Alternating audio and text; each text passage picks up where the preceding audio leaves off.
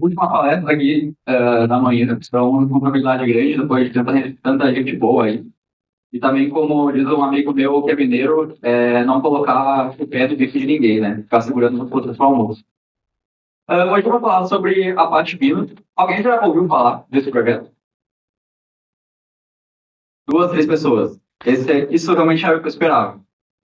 Então, vai ser mais focado, é um nome bem apelativo aqui, né? Produtos rápidos e escaláveis. É claro que é um pequeno componente, né, no produto inteiro de um produto web. Então, a gente vai explorar mais a parte aqui de comparação das bases de dados, tá? Esse é a principal funcionalidade desse projeto da Patipino. Falando rapidamente, trabalho com o Mercado Livre através de uma empresa da Argentina chamada Incubation, principalmente com Java e Go. Algumas comunidades também que eu ajudei a criar, essa aqui, né, da Arena, que é particularmente a minha preferida também. NestBR, na época que eu trabalhava com Nest, lá em 2020. Talvez se alguém trabalha aí e tenha tirado alguma dúvida de alguma comunidade, talvez seja essa. Tá? Eu conta com mais de 1.000 membros. E outro também, que é menor, que é IA para Todos, que fala sobre, que leva um pouco de conhecimento de IA para estudantes da escola pública, e do ensino fundamental. Então, qual que vai ser o cronograma dessa apresentação? Primeiro, um pouco da história, tá? E o que é a Pashpina. Os motivos por que eu vou trazer aqui hoje. Quando não mudar, esse seja o principal ponto. Quando utilizar, um pouco de arquitetura SQLS, tá? Que vai envolver aqui, para mostrar os usos do Pina. E uma comparação de performance ao vivo, da certo? Tá? Testar código ao vivo sempre é uma surpresa. Bom, então, eu ouvi falar pela primeira vez nesse projeto, tá? Indo para a sede da Confluence. Vocês conhecem a Pashkino? A Apache Kafka? A Apache Kafka é o cloud, né, oficial do mantenedor, é a própria Confluence. E indo para a Unitap lá, tá? Inclusive passando aqui na garagem do Steve Jobs, quando ele fundou a Apple. Indo a caminho do Unitap, tá? Inclusive o Unitap é muito menor do lado, então aqui é muito maior.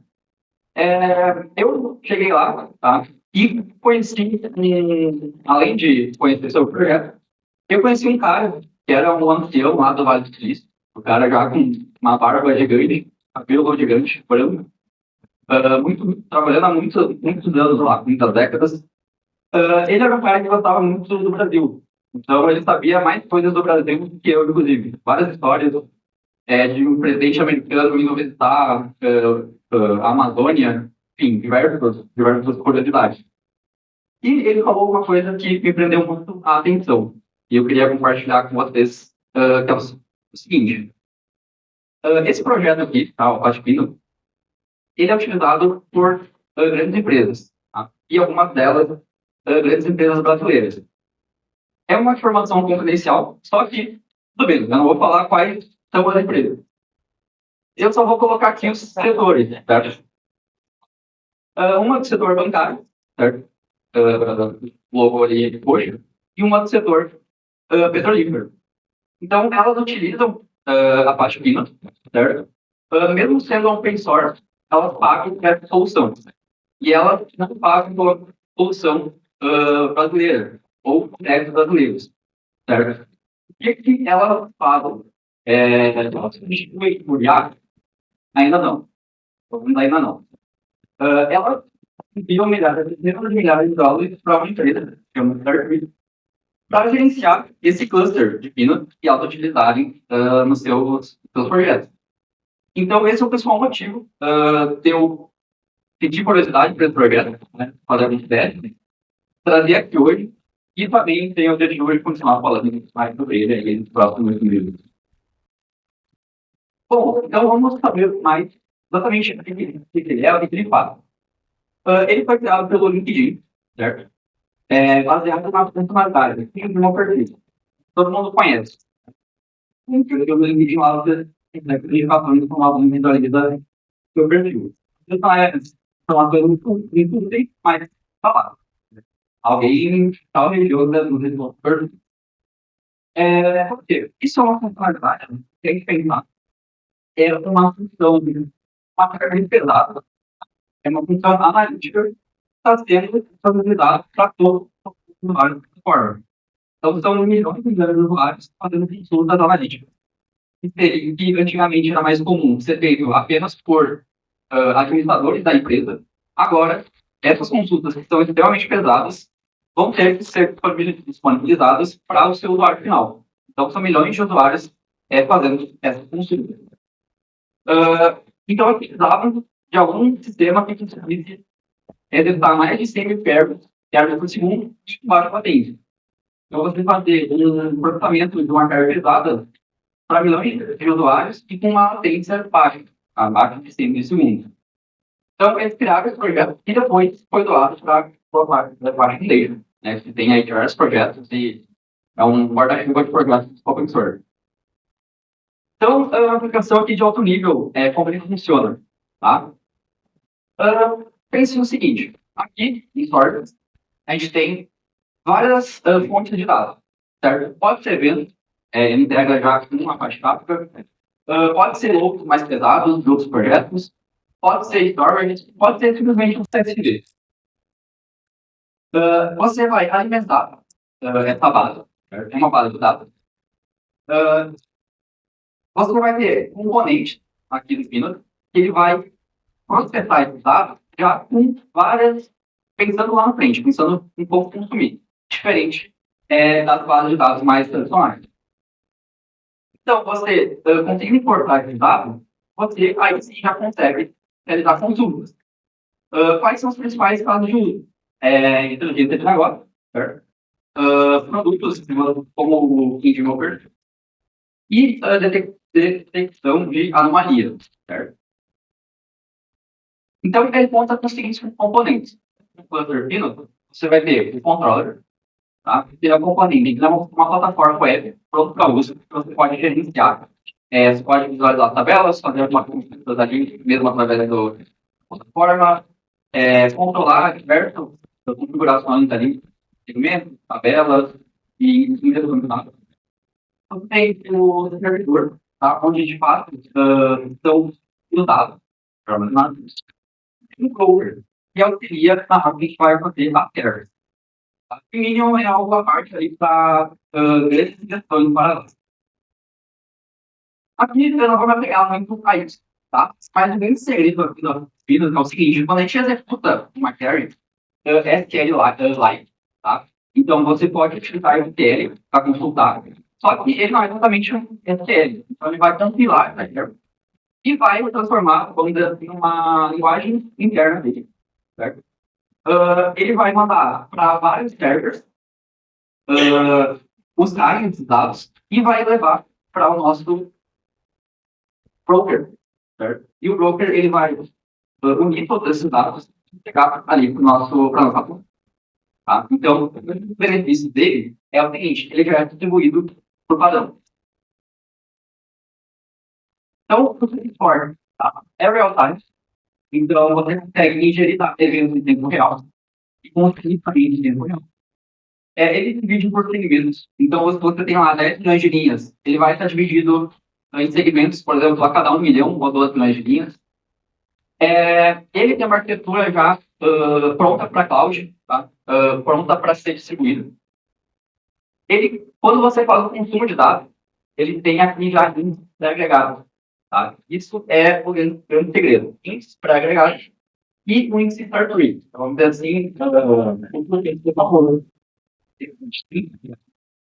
numerado quando você insere dados dele. Então, quando a gente estiver fazendo lá,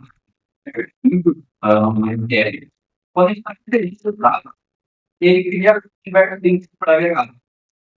Inclusive, desconto, então, tal, a rede, isso já está pronto. Fala do índice. Concordo. Tem que fazer a maior parte total dos dados SQL tradicionais. Deveria índices, sim, de ordenamento, que é o fato mais complexo, só que não da forma que ele queria. Então, se você vai somar lá vendas finais de um mês com produtos que estão uma base gigantesca, Marketplace, Mercado Livre, Amazon, você já vai ter basicamente isso pronto. Você já está calculando os pontos daqueles pedidos que foram criados. Sim, aumenta o tamanho da base, ela fica muito maior, mas na verdade é o pedido mais uma parte barata assim, hoje no mundo. Permite o árbitro ter toda a base de dados de cada lado, visitando isso. Quando você tem que ir linha a linha, cada predicado ela tem resultado para parte da sua query. Quando coloca lá no where, né, você tem que bater linha a linha para ver se aquela linha vai para parte da query. E ele pula, assim, de forma impressionante, a maior parte do tempo. E consegue basear tudo em são árvores gigantescas, pesadas, assim. Só que isso aumenta muito a performance de quem vai ver no teste da cabeça. Isso aqui é um exemplo do controller, tá? Isso é, digamos assim, a cara da parte ali web, da parte finance, que uma empresa, alguém da DevOps, né, vai poder gerenciar. Isso já é open source, só que tem isso de graça já pronto para usar. Bom, vamos lá. Também pode não utilizar. Aí isso é muito importante deixar claro aqui. A gente não vai utilizar o Pachepino para ser a principal base de dados do sistema. Então, não vai utilizar para ter experiência. Vai estar a base internacional, onde vai estar lá os pedidos, vai estar os usuários. Não, ela não vai ter uma confiança necessária, integridade para algum prazo. Então, você não vai confiar os dados da sua empresa na Pachepino. Então, você não vai utilizar para persistência a longo prazo, nem para transações, nem para consistência garantida. E aí a gente vai chegar na parte do TRF. Enfim, né? A questão de gargalos do nosso dia a dia, do software, muita gente critica a linguagem. Né? A linguagem melhor que a outra, Python é muito lento, para lá iterações por segundo, em loops. Só que, na maior parte das vezes, não é a linguagem que é o problema real das empresas. Só que você realmente dá uma escala já enterprise em cima deles. Na maior parte das vezes, o problema está tudo bem. Por quê? A API ali, a linguagem, ela vai receber aquela restrição, vai fazer alguma verificação ou outra em memória, com o processador, mas aí o que acontece? A gente vai fazer uma restrição do seu aplicado. E aí demora para ir com o outro. Problema no data, por quê? Porque você está saindo da máquina, só tem que fazer dos componentes, né? Computador, memória, rede do computador, etc. Você está saindo disso, você está indo para o lugar que não tem que você tem que saber onde está. Não é nem configurar, você não está nem mesmo dentro da memória. Ou seja, só definir a memória da computação, você vai ter uma dúvida, você vai ter um tempo ali dispersado absurdo. Beleza? Então, a gente tem que estar pensando em realmente resolver, né, as causas aqui de tecido. E não, a linguagem não vai resolver. Tá? E aí a gente chega na arquitetura CTRS, ou seja, o abaixo ele pode ser utilizado dentro dessa arquitetura. Essa arquitetura é o que forma bem diretamente. A gente tem uma experiência diferente. O nosso software de inserção e transações. Então, eu criar um pedido, eu criar produtos, eu registrar o usuário, cadastrar diversas informações, e o meu software de buscar informações. Então, como eu consulto esse pedido? Como eu consulto esse produto? Imagina se na base de uma Amazon, de um Mercado Livre, a mesma base de criar produtos e de processar pagamento, e eu vou ter que atender 20 milhões de pessoas buscando produtos o dia inteiro. Inquéritos complexos, conflitos, não vai dar certo. Então, quando eu divido esse meu software, você vai resolver diversos problemas aí, de gargalos. E aí sim, quando você está pensando na parte de read, né, na parte de leitura, aí sim você consegue ver o que eu posso fazer aqui. Não precisa ser a parte fino, pode ser uma view simplesmente do banco de dados, ou pode ser um banco de dados à parte que você vai configurar especificamente para leitura. Pode ser uma réplica simplesmente do banco de dados principal, que não vai estar sendo onerado por transações. Isso já resolve o problema. E aí, se a gente for escolher o parte Linux, né, a gente tem que pensar quando que a gente vai utilizar.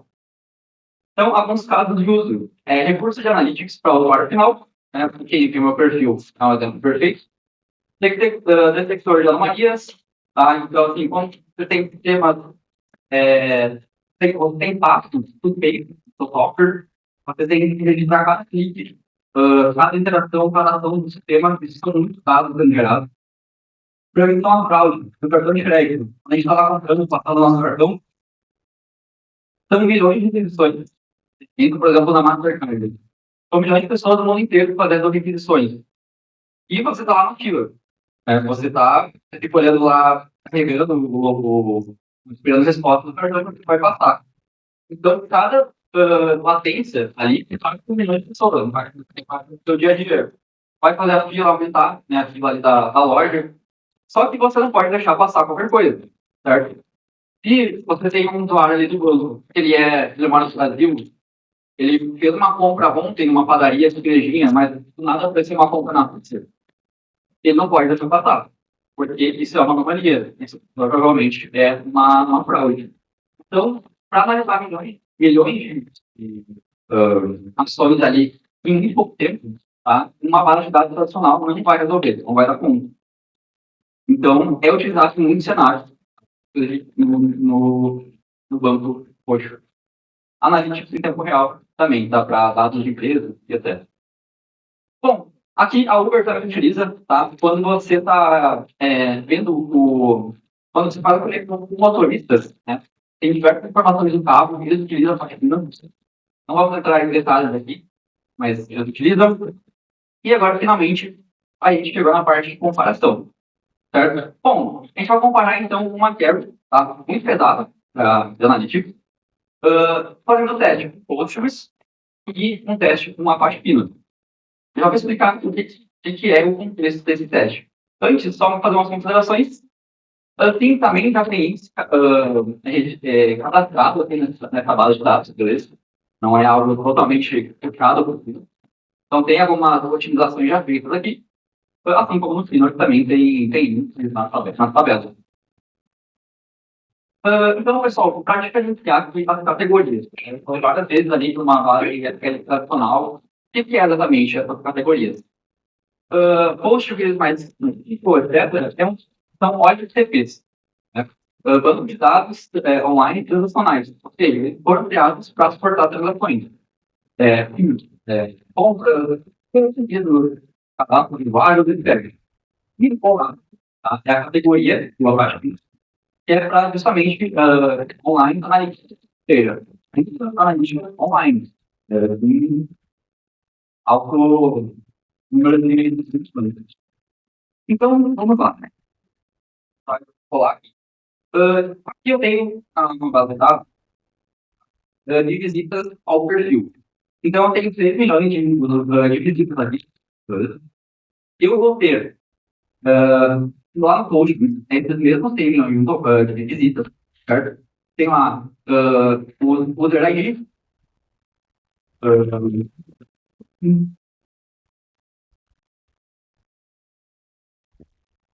e, por exemplo,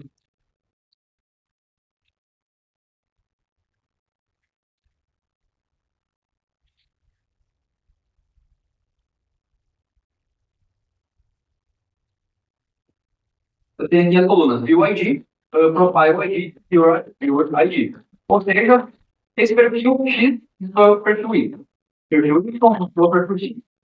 Perfil Y é o perfil S. Esse por diante. 6 milhões de registros.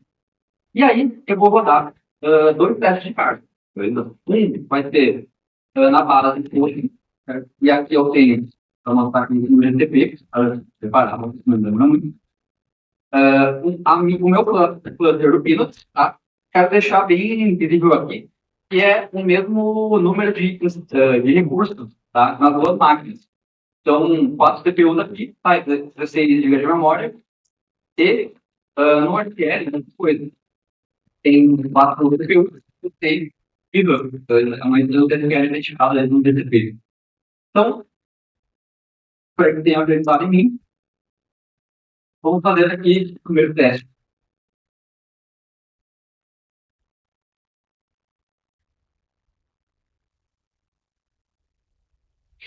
Eu não deletava porque eu não curti no final. Então, aqui, pessoal, o PGV, PGV, que vai fazer um teste de carga na minha base de dados.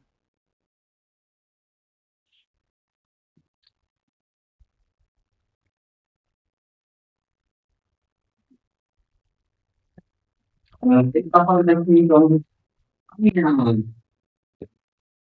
meu teste de carga lá do host.